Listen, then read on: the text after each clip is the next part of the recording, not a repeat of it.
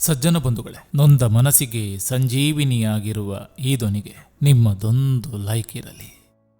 ನಿನ್ನ ಸಂತೋಷಕ್ಕೆ ಇರುವ ಬೀಗವನ್ನು ನೀನು ಎಂದಿಗೂ ಮತ್ತೊಬ್ಬರ ಜೇಬಿನಲ್ಲಿ ಇಡಬೇಡ.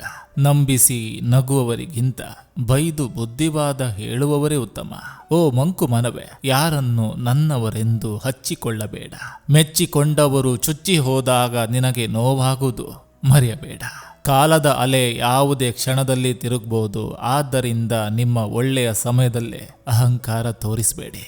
ನಾವು ಕೆಲವೊಮ್ಮೆ ಮೌನವಾಗುತ್ತಾ ಹೋದಷ್ಟು ನಮ್ಮ ಸುತ್ತಲಿನ ಜನರು ನಮಗೆ ತುಂಬ ಅರ್ಥವಾಗುತ್ತಾ ಹೋಗ್ತಾರೆ. ವ್ಯಕ್ತಿತ್ವ ಮಹಾರಾಜನಂತಿರ್ಲಿ, ಅಹಂಕಾರ ಸೇವಕನಂತಿರ್ಲಿ, ಆಗ ಆನಂದ ಮತ್ತು ಯಶಸ್ಸಿನ ಸಾಮ್ರಾಜ್ಯವನ್ನೇ ಕಟ್ಟಬಹುದು.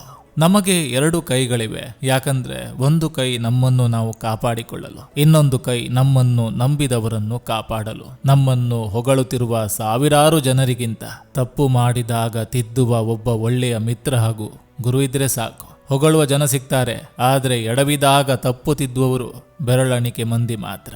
ಜೀವನದಲ್ಲಿ ಅಂದು ಕೆಟ್ಟವರಾಗುವುದಕ್ಕಿಂತ ಮೌನವಾಗಿರುವುದೇ ಲೇಸು. ಯಾಕಂದ್ರೆ ಅಂದವರೇ ದೊಡ್ಡವರಾಗ್ಲಿ, ನಾವು ಚಿಕ್ಕವರಾಗಿರೋಣ. ಸಮಯದ ಉತ್ತರ ನಮಗಿಂತಲೂ ಅದ್ಭುತವಾಗಿರುತ್ತೆ. ಇದೇ ಜೀವನ. ಕಾಣುವುದೆಲ್ಲವೂ ಸತ್ಯ ಎನ್ನುವುದಾದ್ರೆ ಕಾಣದೆ ಇರುವುದೆಲ್ಲವೂ ಅಸತ್ಯವಲ್ಲ. ಆಡುವ ಮಾತುಗಳೆಲ್ಲ ಸತ್ಯ ಎನ್ನುವುದಾದ್ರೆ ಮೌನ ಯಾವತ್ತೂ ಸುಳ್ಳಲ್ಲ. ಕಾಣದ ವಸ್ತುವನ್ನು ನೋಡಲು ಒಳಗಣ್ಣು ಬೇಕು. ಹಾಗೆ ಮೌನದ ಹಿಂದಿನ ಮಾತನ್ನು ಅರ್ಥ ಮಾಡಿಕೊಳ್ಳಲು ಒಳ್ಳೆಯ ಮನಸ್ಸು ಬೇಕು.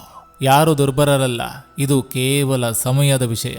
ಎಲ್ಲರ ಸರದಿ ಬರ್ತದೆ. ಸಜ್ಜನ ಬಂಧುಗಳೇ, ಇದು ಇಂದಿನ ಸಂಚಿಕೆ ಅಂತ ಹೇಳ್ತಾ, ಈ ಸಂಚಿಕೆ ನಿಮ್ಗೆ ಇಷ್ಟವಾಗಿದ್ರೆ ದಯವಿಟ್ಟು ಒಂದು ಲೈಕ್ ಮಾಡಿ, ಜೊತೆಗೊಂದು ಕಮೆಂಟ್ ಮಾಡಿ. ಮತ್ತೆ ಮುಂದಿನ ಸಂಚಿಕೆಯೊಂದಿಗೆ ಅತಿ ಶೀಘ್ರದಲ್ಲಿ ನಿಮ್ಮನ್ನ ಭೇಟಿಯಾಗ್ತೇನೆ. ನಿಮ್ಮೆಲ್ಲರ ಮನಸ್ಸು ಪ್ರಶಾಂತವಾಗಿರಲಿ ಅನ್ನೋದು ಈ ವಾಹಿನಿಯ ಉದ್ದೇಶ.